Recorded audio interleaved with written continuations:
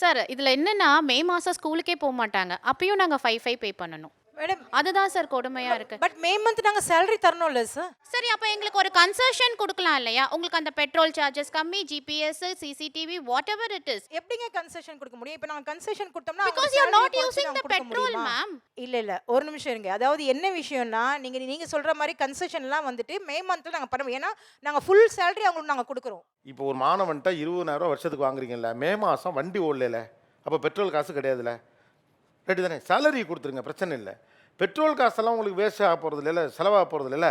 அப்போ எனக்கு அந்த அந்த ஒரு மாதத்துக்கு அதை கம்மி பண்ணி கொடுத்தா, அதை கன்செஷன் பண்ணி கொடுத்தா என்ன? பெட்ரோல் ரேட் இன்க்ரீஸ் ஆயிடுச்சுன்னா அவங்கள்ட்ட திருப்பி ஜாஸ்தி வாங்க முடியுமா சார்? ஏன்னா நம்ம எல்லாம் வேரண்டேர் சரி பண்ணி வச்சிருக்கணும். ஏன்னா வண்டி சேஃப்டியாக இருக்கணும்னு எக்ஸ்பெக்ட் பண்ணுறாங்க. நீங்கள் ஏதோ ஆப்ளிகேஷன் பண்ணுற மாதிரி இருக்கு. நீங்கள் இப்போ எக்ஸ்பெக்ட் பண்ணுறாங்க, அப்புறம் வண்டி சேஃபாக இல்லாமல் ஏன் காசு கொடுக்கணும்? சேஃப்டிங்கிறது அவங்க சொன்னது மாதிரி மேண்டேட்ரி. அது நம்ம ப்ரீசியஸான ஒரு ஆப்ளிகேஷன் மாதிரி ஏன் சொல்கிறீங்க?